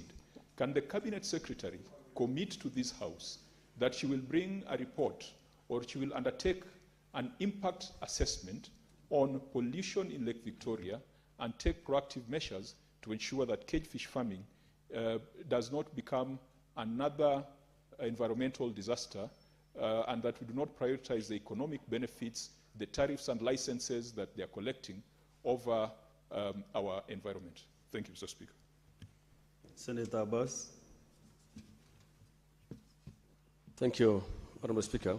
Honourable Speaker, I want to ask the Minister that in northern Kenya, especially in Garissa and part of Wajir, is hosting a very large number of refugees for many years. And there has been a lot of deforestation as it's taken place. And the organization responsible for refugees, the UNHCR, is not doing much of interventions. In the past, they used to have some cooking gases and these things. But of course, at the rate at which we are the trees are being cleared as a cooking energy, a source of energy, is actually causing a desertification in that area. I'm asking the Minister whether there's any plan in those areas to do afforestation or at least look for as an alternative source of energy for the refugees, because the refugees are just increasing by number, and there's a lot of deforestation taking place. So, what is the plan from the ministry and UNHCR to stop any more cutting of trees in those areas? Thank you. Senator Lecter Julius. Thank you very much, Mr. Speaker. My question goes to the Minister for Environment. She has teams in counties, which includes West Pokot. But for some reason, her NEMA team is compromised totally. Like there is mining going on in Laminyeusi in West Pokot and Kambikaraya and Takwel and many other places. Now her team does not effectively make sure that the washing of trucks do not take soil taken out of the mining area and clear it or clean it in the rivers. There is river Muruny is terribly polluted, and even Takwel is just terrible. So what can she do, or how can she effect or make her team in counties effective? Because they are just totally compromised. In fact, they are getting a lot of money exchange so that they are not doing their work effectively. Thank you. Senator Seki. Thank you very much, Honorable Speaker. My question also goes to the CS and request to know the mechanism the ministry is putting to mitigate the pollution of industrial pollution in Kajiado, where a number of industries have polluted the environment through the Namanga, the Kajiado, Nairobi Namanga Road. We have a number of industries, and they have polluted the environment to an extent where the environment, even the habitation of grass, trees have dried up. This matter we have mentioned, I've written to the ministry, and there is no outcomes on that area. And we have quite a number of problems within the area. The community is really they're having a big problem on that matter. There is a lot of problem. People are getting sick every other day. We have been having issues of cattle taking water through on water that has been contaminated by flower farms in Isinya River, where there is a small river that is seasonal within that area. We've been having cattle dying over that, and the community have made a lot of problems and even requests and recommendations that this industry must be taken into consideration. So I want to know what is the measures the ministry has taken, yet we have done a number of follow-ups, myself, personally myself, as a senator, and we have there is no outcomes coming in. So we need to have an answer, and people of Kajiado need to have an answer towards that. Senator Shakira. Thank you, Mr. Speaker. Mr. Speaker, my question to the minister is, one of her responsibilities as a ministry is public awareness. As we are all aware, there is a big project of refinery coming to Lamu.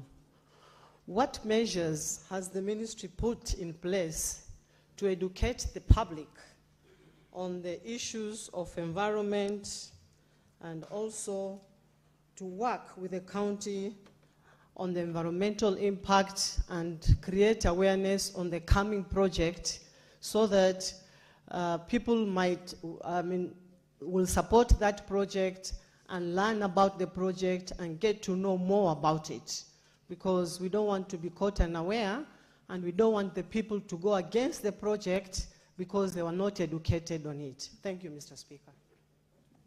Last but not the least, the chair handling the environment docket in the Senate, Senator Munyihaji Mohammed Faki.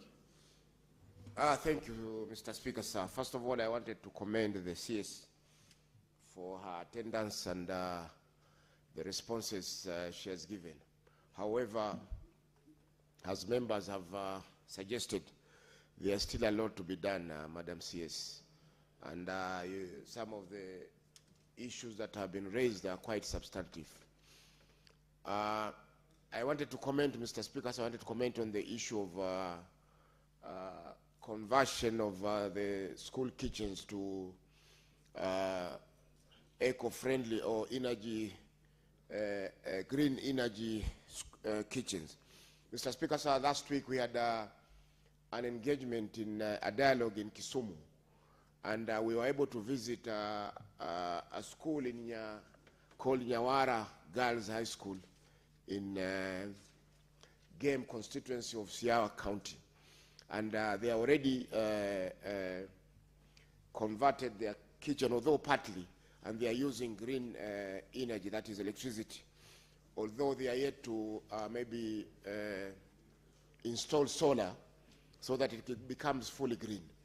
One of our resolutions, which we are pursuing with our colleagues in the climate forum, is that already there are some facilities which have been created. For instance, KCB has a facility charging an interest of 9%, I think, 9.8% for the schools that want to buy solar equipment to be able to solarize their kitchens. And again, we as the Climate Change Forum is also negotiating together with the Climate Fund, where we are going to get funding so that the school kitchens will be converted to energy, clean energy kitchens, so that all our schools in the country are able to do that. I think it will be done in collaboration with the NGCDF, together with the Kenya Rural Electrification and the donor funding.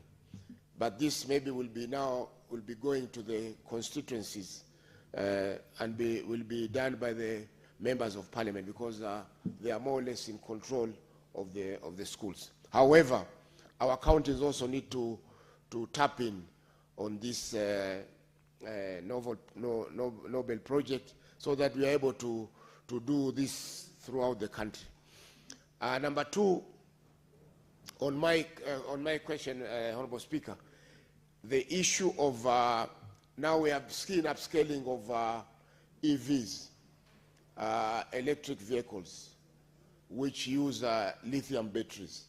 From electric vehicles, we also have tuk-tuks, which are using electricity. We also have motorbikes that are also using electricity. The issue is the disposal of the lithium batteries. We know these are much more lethal than the lead batteries that have also caused a lot of damage. And I appreciate Senator Esi inquiring about the compensation of the people of Uhuru in Mombasa County who are affected by the pollution of lead batteries in their vicinity. So, Mr. Speaker, maybe the CS could tell us what efforts are being made to ensure that the disposal of these lithium batteries will not be harmful to the environment. Thank you. Okay. And you can give response to those questions, and then we conclude your submissions. Thank you. Thank you, Honorable Speaker. Yes, I think Senator Onyonka said clearly about the biogas is a resource for energy, indeed, and factories are sustainably using biogas for making briquettes, but also what we talked about, the blocks, block boards, etc., as well as organic fertilizers. So I wanted to highlight about the 15 billion tree growing, and we are happy to even share more as a ministry on what we are doing.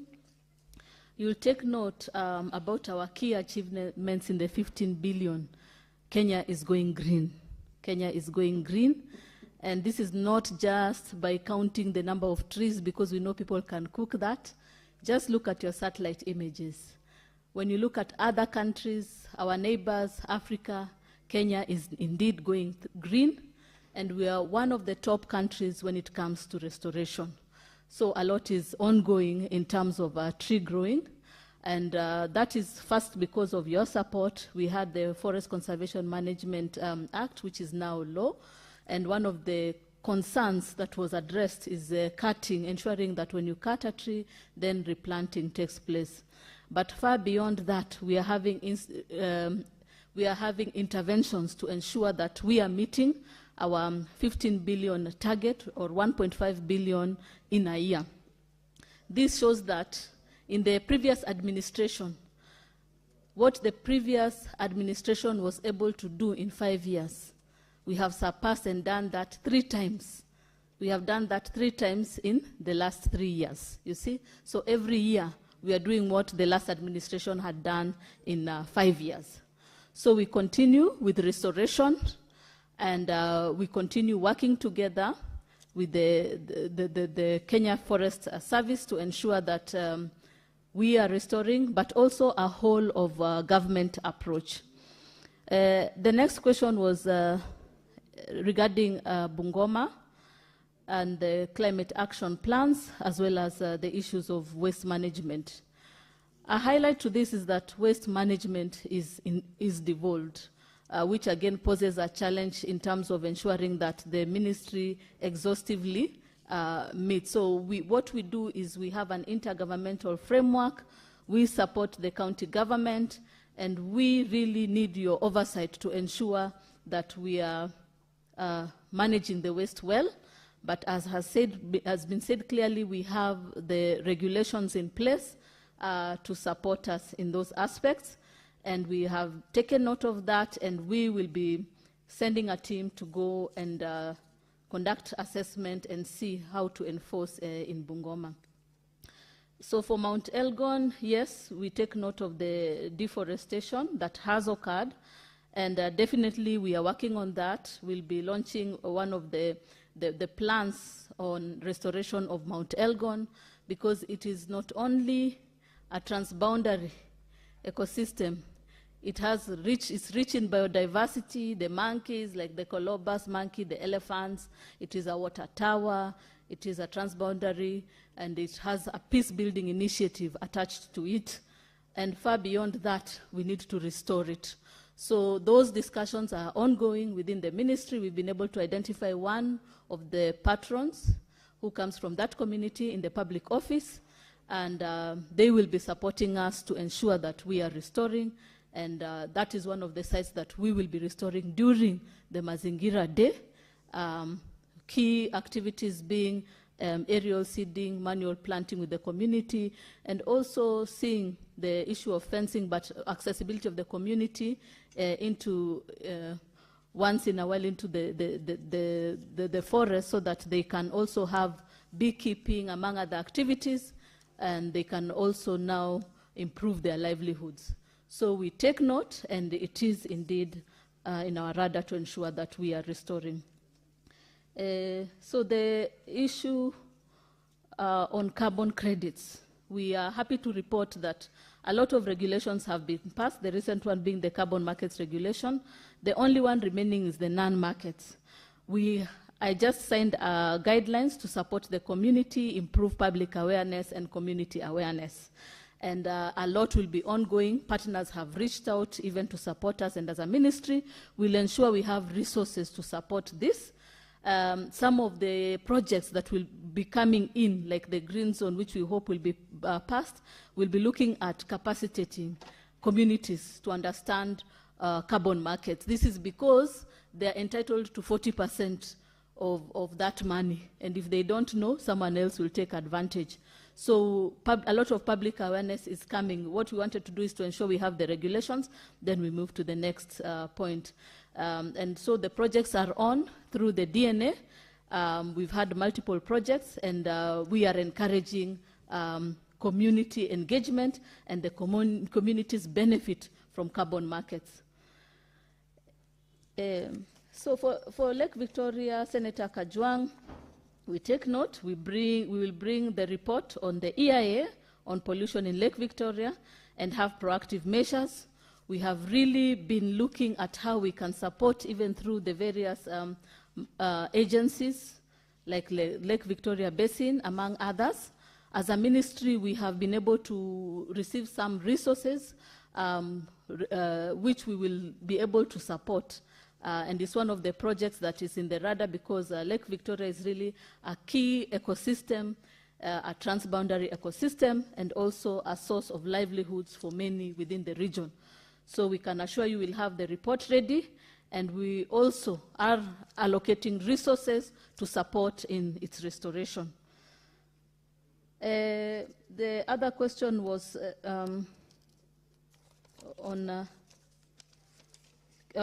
yes, this was a wonderful question, Senator Abbas, on what we are doing in the Asal region. I'm happy to report that we have been able to receive some resources from World Bank. It's called the KEWASIP project. And the Asal region will really benefit from this. So we are looking at restoration, we are looking at improving livelihoods, and also other environmental conservation initiatives. So you will see us a lot, and I hope you'll be there also present to support us, even as we restore the Asal regions in Kenya. For electric vehicles, yes, Senator Faki, lithium is indeed a toxic substance that is not good for our people and not good for our environment. And we are happy to report from the EPR. When you look at the EPR, hazardous waste has been looked into. We are working with the PROs, and we said for hazardous waste, it will be for any waste picker who identifies the hazardous waste, they'll be paid 20 shillings per kilogram. So we are encouraging and incentivizing waste pickers and Kenyans to bring these hazardous wastes like the lithium products, and then we can manage within the community. So we'll create awareness and use the EPR, but also we have the regulations, definitely, including the chemicals regulation. Also the safe disposal has been addressed within the guidelines of the ministry. Yes, and the question on public participation, yes, we have adequately engaged on public participation, and thank you so much for highlighting what has been done in the clean cooking space.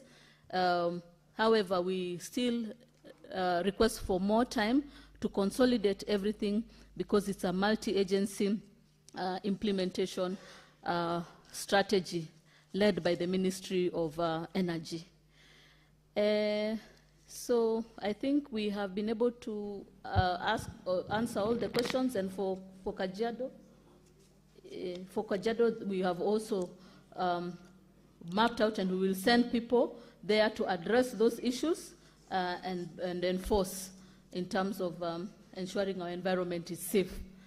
The refinery, yes, we take note of that, and we'll be working. You know, the lead ministry is the Ministry of Energy, but NEMA will work with them to ensure that we are creating public awareness. Definitely EIA must be done, and also ensure that implementation is seamless, even as we look at a safe, healthy, and clean environment, so that our people are not affected. Thank you. So that was the head of the session with the CS. Thank you, Madam CS, for creating time to appear before the Senate.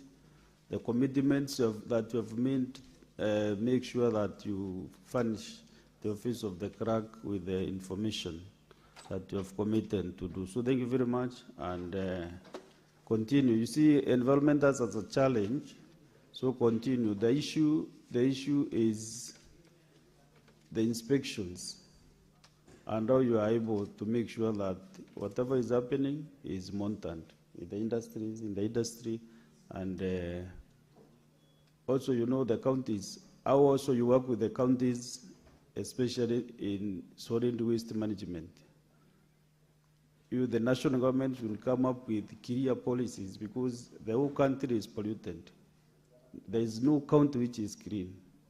Even though this is a devolved function, how can the national government intervene to ensure that there is no pollution in the counties? So thank you very much. I hope you have captured all the issues that members have raised. Okay.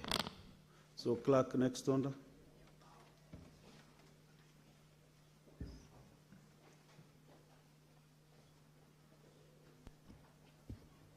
Order number 8, motion, mainstreaming of a framework for clean cooking in Kenya. Senator Minda Kibwana has requested that this business be rescheduled to another day. Next order. Order number 9, motion, provision of the IFMIS reports for county governments to the Senate. Senator Andrew Omtata Okoiti, are you ready to move your motion? Please go ahead.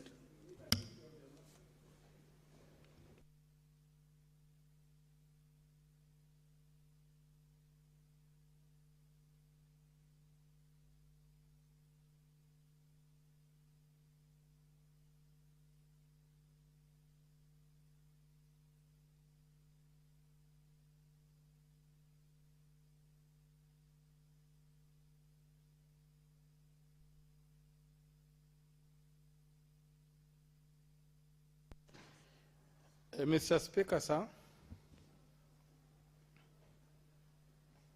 I rise to move a motion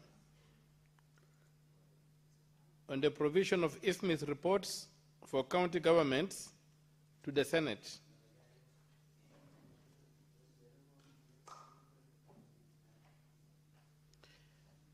That, aware that Article 96 of the Constitution provides that the Senate represents the counties and serves to protect their interests, determines the allocation of national revenue among counties as provided in Article 217, and exercises oversight over national revenue allocated to the county governments. Further, aware that in the case of Senate versus Council of Governors and 6 others, that is petition number 24 and 27 of 2019, consolidated 2022 brackets KESC 57 KLR, the Supreme Court affirmed that the Senate's oversight authority extends to both nationally allocated and locally generated revenue.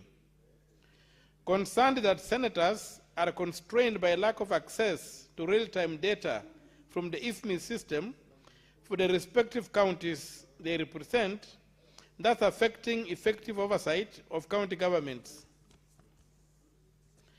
Further concerned that, in some instances, data and information presented to the Senate by the Auditor General and the control of budget are received and considered late as a result of the backlog, resulting into too much information not getting properly reviewed by the senators.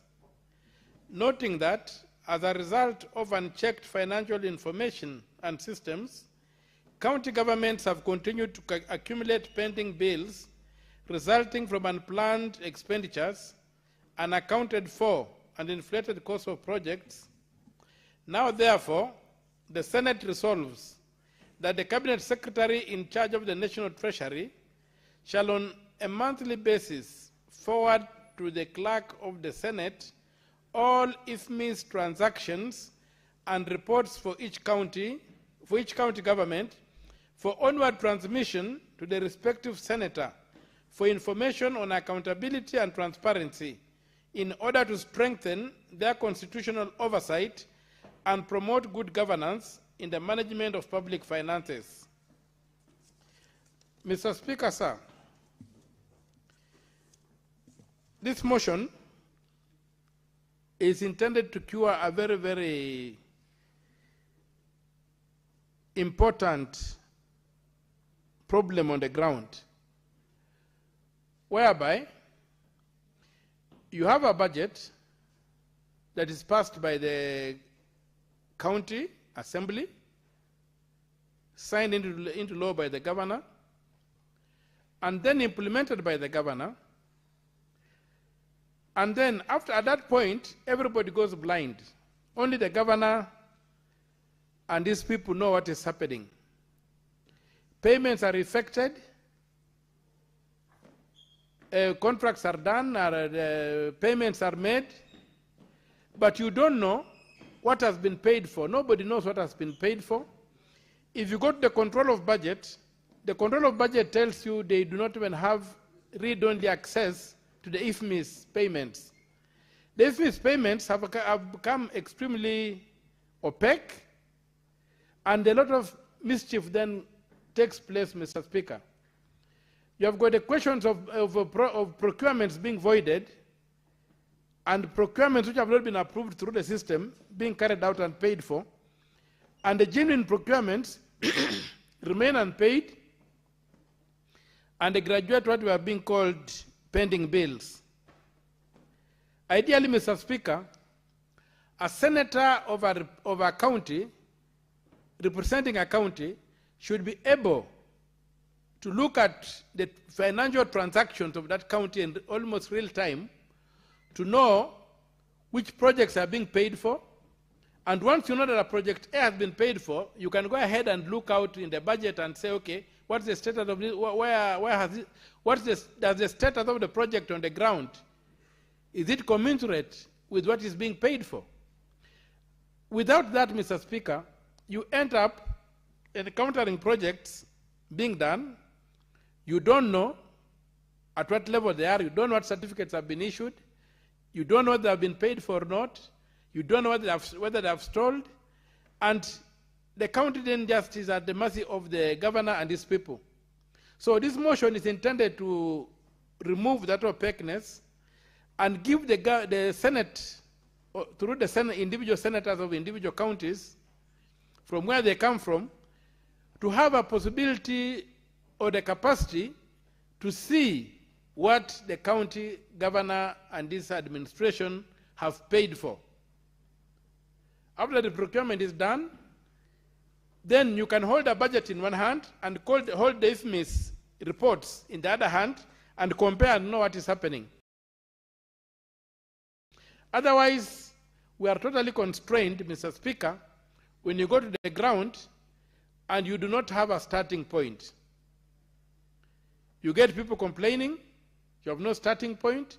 The county assemblies have already passed the budget. The governor is implementing the budget in a manner that is not transparent. and you who is supposed to do the oversight are left there guessing what might have happened. These documents, Mr. Speaker, should be available. They don't qualify. The IFMIS does not qualify for the documents which are not supposed to be disclosed under the under the Access to Information Act. The Access to Information Act clearly has a category of the kind of information that should not be disclosed. It does not go to the point whereby the IFMIS payments which have been paid out are kept secret. And yet we live in a world whereby when you go to the Public Finance Management Act, it requires that all contracts be published. So the contract, you are doing a contract in a village, you are building a road, let us know at what stage the road is that has been paid for this road. Let us know what is being paid for. And that way, Mr. Speaker, we'll be able to understand the extent to which the budget is being implemented, and we'll also be able to question these things called pending bills. Mr. Speaker, if we don't do that, we are going to end up in a situation whereby we fight here, we send money to the counties, and then we don't know how the money is being utilized. We have a responsibility to follow that money, to look at how it is being used, and not to do it in a manner that you are depending on hearsay, that somebody is telling you, do you know this has happened, do you know that has happened? Then you end up sometimes not being able to perform effectively, but we shall be able to do a scientific oversight of the governors. We'll be able to say, this item has been paid for. Where on the ground is it? This item was budgeted for so much. How come it has been split and paid several times? This procurement was approved. Why was it voided in the system? And if it was voided, where is the money? If senators can have that capacity to have these reports in the manner requested in the motion, we'll be able to check the utilization of funds in the counties. Otherwise, we are left running around not knowing what has happened. Even if you go to a project, Mr. Speaker, on the ground, and you find that the project has not been completed, you have got no capacity to tell whether that project has been paid for or not, what the problem is. But if we had access to the IFMIS records, the vote books and what have you, it will be very easy for us to get there and say that this particular item has been paid for, but has not been delivered. So the importance of having access to the payments that have been made by the county government to third parties is extremely important. It cannot be overstated. It speaks for itself, and especially for us who have got the obligation at the end of the day to tell the electorate, those who elected us, what the governor is doing in the county. This one is a motion that we should make sure is passed, and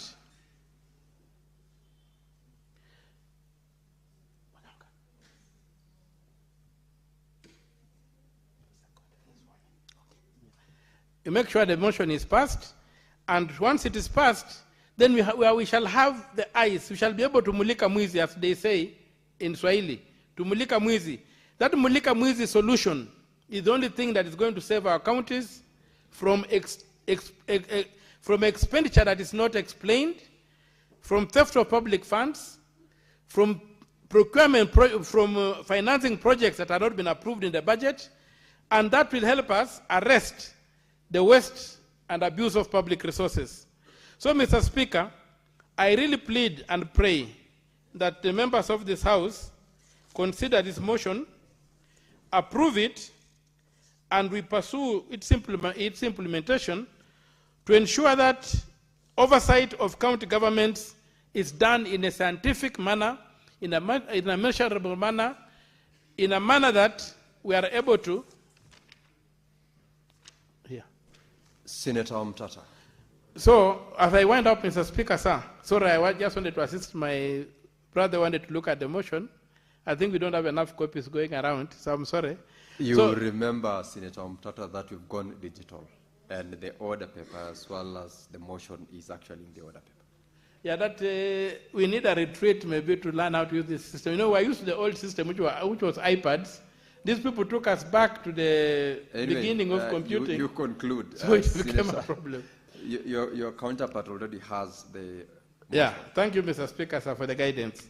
So I plead with the House that we pass this motion so that we can be able to mulika mwizi on the ground, so that any money be leaving the county treasury is known to the senator from that county in real time.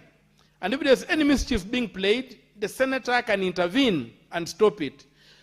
Otherwise, we are being treated like whatever you call those doctors pathologists who look at the dead bodies. Senators were never intended to come after the event and flail our hands and say, oh my God, this happened like this. We should be able to intervene in real time and check the governors. But we cannot do that when our eyes are closed. We must do that with the capacity to look at the IFMIS and say, this amount of money moved to this person the other day. What was being paid for? What has been done in the county? That way our people will benefit, the Senate will become effective, and the individual senators will not be held to unnecessary questions when they go to the ground and also look lost. So, Mr. Speaker, with those few remarks, I move the motion. Thank you. And I ask Mr. Onyonka Senator Onyonka to second me. To second the motion, rather. Senator Onyonga, the floor is yours. Mr. Speaker, I would not have stood here to second a motion that has been brought by one of the most incredible human beings I've ever met, known as Mr. Okia Omtata, who has made some of us become accountants. Mr. Speaker, legal accountants. Mr. Speaker, I second this motion because we and many other individuals in this plenary have always said there are some gaps, there is something wrong with our software. The software we keep talking about, Mr. Speaker, is not for a mobile phone or software which is meant to be for a computer. It is the fact that if we do not have the software that is going to run our financials in such a manner that we have prudence, we have real-time explanation of how money is moving from one department to the other, how money is being paid to contractors, how money is being released to different government departments and county government departments. Then, Mr. Speaker, the truth is, all we ever do is whitewash the Auditor General's reports after the fact, after the money has been squandered, after the money has been transferred. And what we've been saying, Mr. Speaker, in this House is that we need prudence in the financial management services for our people, whether it's at the national government, whether it's at the county government, Mr. Speaker, we are not behaving responsibly. And therefore, I second this motion because I want my colleagues in this House to agree with us, and we persuade them that there are certain things we can do, and we cannot blame government all the time, all the time, all the time. And yet, Mr. Speaker, in reality, we have the capacity to change some things in this House. And that is why, according to me and many of the senators who are of good faith, this is not a political issue. It is not controversial. It's about our job is basically to oversight resources that are released as shareable revenue from the national government to the county governments. And yet, we are not having the capacity to oversight, to audit, or even to actually question some of the transactions which are going on in our county governments. Whether these transactions are budget, whether it is post-budget, whether it is pre-procurement. I mean, everything looks like the whole system is actually leaking.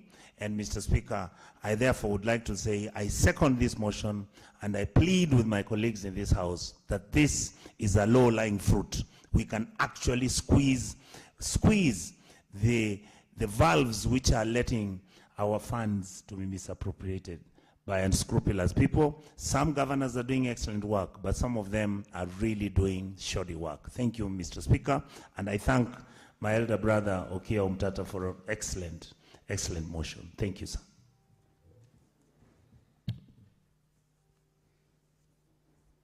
Now, honorable senators, I proceed to propose the question that, aware that Article 96 of the Constitution provides that the Senate represents the counties and serves to protect their interests, determines the allocation of national revenue among counties as provided in Article 217, and exercises oversight over national revenue allocated to county governments.